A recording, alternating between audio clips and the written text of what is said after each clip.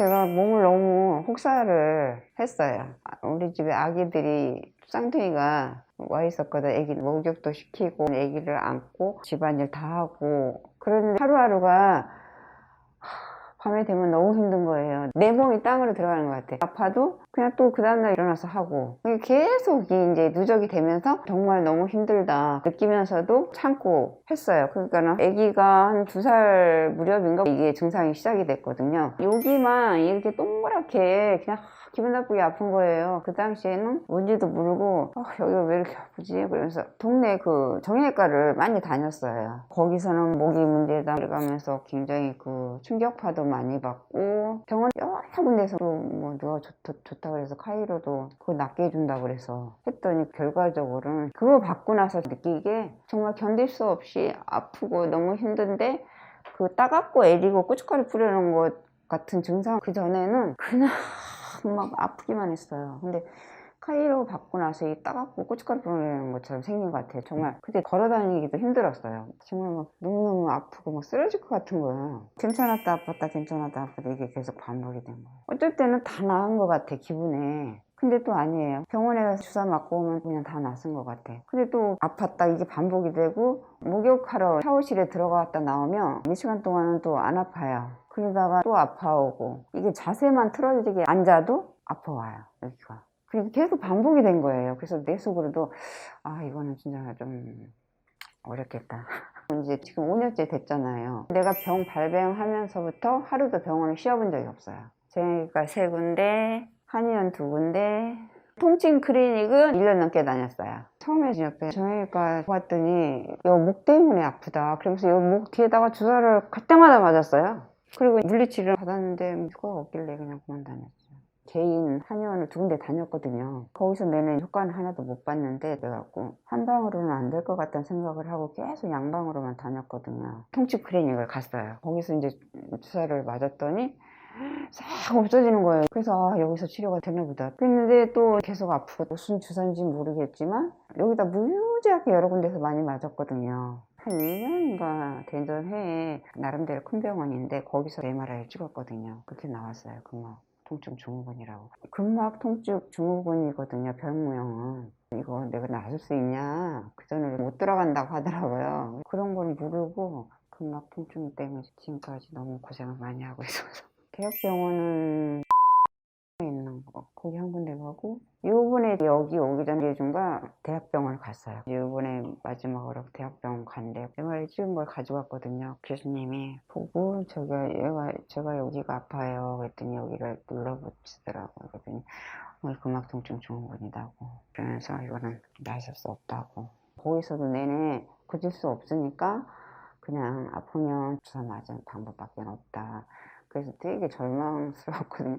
난 이렇게 살 수 없는데 너무 아픈데 대학병원에서 안 된다 하길래 이렇게 아파갖고는 도저히 살 수가 없는데 마음속으로는 막 죽고 싶은 생각이 들면서 한 방으로 고칠 수 없나 하고 인터넷에서 뒤져봤어요. 그랬더니 여기 병원이 나오면서 아픈 사람한테는 도움되는 말이 써져 있더라고요. 그래서 전화를 했어요. 그때 동영상 2개를 보내주셨거든요. 치료할 수 있으니까 상담하고 찾아왔어요. 여기 원장님도 근막통증 증후군이라고 하시더라고요.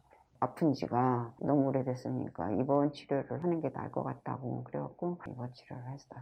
이 환자분은 무려 5년간 등이 계속 심하게 아프신 분입니다. 아픈 등 쪽에 계속 주사를 맞고 도수치료, 물리치료를 받고 한의원에서 침치료 등 수많은 의료기관에서 다양한 치료를 받아봤지만 잠깐 좋아졌다가 다시 아픈 게 5년간 반복됩니다. 결국 대학병원에서 근막통증 증후군이라는 진단을 받고 치료가 불가능한 병이라고 얘기를 들으셨습니다. 그런데 이 근막통증 증후군은 치료가 잘 되고 얼마든지 치료할 수 있는 병입니다. 대학병원에서도 치료가 불가능하다는 병을 저희 모커리는 어떻게 치료할까요? 치료가 안 된다고 하는 병원들은 근본적인 원인은 치료하지 않고 아프다고 하는 곳만 치료하고 있기 때문에 치료가 안 되는 것입니다. 이분의 등 통증의 근본 원인은 잘못된 자세와 목 앞쪽과 가슴 쪽 근육 문제에 있습니다. 그런데 목 앞쪽 근육과 가슴 쪽 근육 치료는 전혀 하지 않고 계속 아픈 등 근육만 치료하기 때문에 좋아지지 않는 겁니다. 이분 MRI를 보실까요? 일자목에 머리가 앞으로 밀려나간 거북목 체형입니다. 50대 후반에 근육이 많이 줄어든 줄어들고 약해진 여성 환자분들에게서 많이 보이는 체형입니다. 거북목에 등이 굽어 있고 어깨도 앞으로 말려 있으면 등 근육과 뒷목 근육이 머리를 붙잡고 있느라 긴장하고 뭉치고 아플 수밖에 없습니다. 게다가 이분 근육을 검사했더니